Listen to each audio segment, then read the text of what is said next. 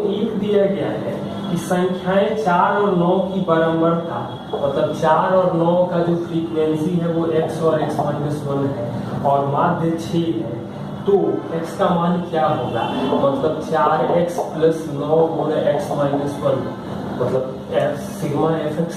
Sigma F frequency जोड़ देंगे तो 2x माइनस 1 और माध्य 6 दिया गया है, तो ये आ जाएगा 13x माइनस 9 बराबर 12x माइनस 6, तो x का मान जो आ जाएगा वो 3 आ जाएगा। किया गया है यदि 3 पासों को इस शर्त पर लुढ़काया जाता है कि 2 पासों पर समान फलक ऊपर नहीं आएंगे, इस बात की प्रायिकता क्या है कि एक फलक पर संख्या 6 आएगी, मतलब 6 यहाँ पर मैंने कहीं एक जगह 6 आए, तो 6 आने की प्रोबेबिलिटी जो आ जाए कहीं भी एक जगह 6 आ जाए तो वो तो 1/6 होगा। दूसरा का कहीं भी 5, मतलब बाकी 5 में से हम कुछ भी रख सकते हैं, बाकी बचा 4 में से हम कुछ भी रख सकते हैं, लेकिन इनको अरेंज करने का तरीका 6 कहीं भी है, मतलब यहाँ आ सकता है, यहाँ आ सकता है, यहाँ आ सकता है। दूसरा के लिए भी मतलब टोटल नंबर ऑफ अरेंजमेंट जो होगा फैक्टोरियल 3 जिसका मान 6 होगा कट जाएगा, ये आ जाएगा 2/3 यानी कि 2 से कटेगा ये 3 यानी कि 5/9 आंसर आ जाता है। सो 3 दिया गया है कि पी ए यूनियन बी हमें दिया है 5/6, पी ए इंटरसेक्शन बी दिया गया है 1/3 और पी ए नॉट दिया गया है 1/2, तो कौन सा कथन सही नहीं? तो यहाँ आप लोग ध्यान से देखें तो पी ए नॉट 1/2 दिया है, तो पी ए का वैल्यू भी 1/2 दिया जाएगा, 1 minus 1/2। P A union B मतलब कि 5/6 बराबर 1/2 प्लस पी बी माइनस 1/3, ये वैल्यू कैलकुलेट करेंगे तो पी बी का मान जो आ रहा है वो 2/3 आ रहा है। दूसरा स्टेटमेंट दिया गया है, दूसरा ऑप्शन दिया है पी ए इंटरसेक्शन बी जो है वो P A into P B मिल रहा है, तो ये तो मिल रहा है हमें 1/3, 1/2 गुणे 2/3, 1/3 आ रहा है, मतलब कि दूसरा भी सही है। तीसरा दिया गया है कि पी ए यूनियन बी बड़ा है P A plus P B से, तो ऐसा नहीं हो सकता है क्योंकि पी ये 0 होता तो बराबर होता, बड़ा तो होने का कभी सवाल ही नहीं है, तो ये गलत है और यही ऑप्शन हो जाता है। 4 n प्रेक्षणों के 2.5 से मापे गए विचलनों का योग 50 है, उसी समुच्चय के 3.5 से मापे गए विचलनों का योग -50 है, तो n का मान क्या होगा? यानी 100 का डिफरेंस नंबर 1 है, यानी कि 100, n का मान 100 आ जाएगा। क्वेश्चन नंबर 105 दिया गया है कि n नंबर का एवरेज दिया गया है, माध्य मतलब एवरेज कर सकते हैं 2m, और 2m का एवरेज दिया गया है m, तो सभी का एवरेज कंबाइंड एवरेज क्या होगा?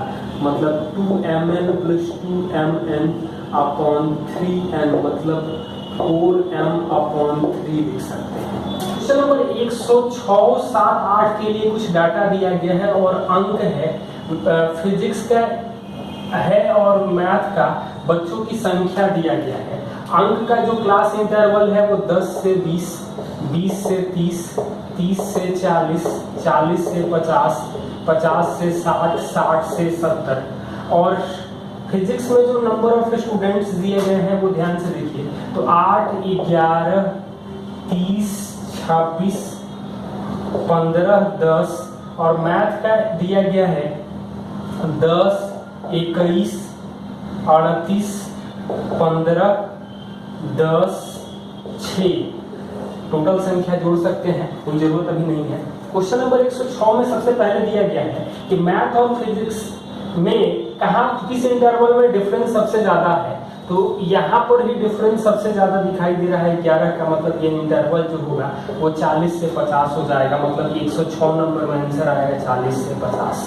और 107 में दिया गया है पहला कि भौतिकी का बहुलक मान 30 से 40 के बीच स्थित होगा, तो मैक्सिमम तो यही है, तो 30 से 40 के बीच में ही बहुलक होगा, यानी पहला वाला भाग सही है। दूसरा वाला भाग क्या दिया गया है कि फिजिक्स का जो मीडियन होगा माध्यिका वो मैथ के मीडियन से कम होगा, तो पहले माध्यिका निकालने के लिए हम लोगों को कम्यूटेटिव फ्रीक्वेंसी संचयी बारंबारता निकालना होगा, जो 8, 19, 49, 75, 90, 100। यहाँ मैथ के लिए क्या मिलेगा, तो ये आ जाएगा 10, 31, 69, और यहाँ आ जाएगा 84, 94 और 100।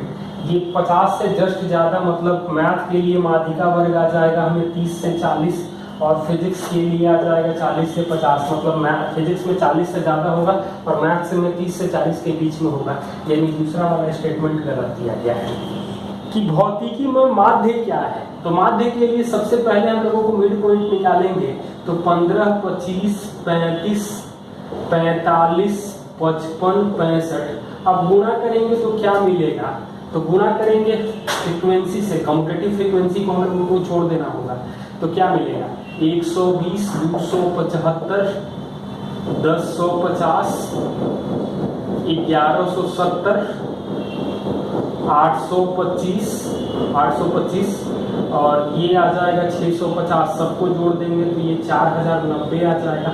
टोटल नंबर ऑफ टर्म्स जो है वो 100 है, यानी फिजिक्स का एवरेज जो आएगा वो 40.9 आएगा।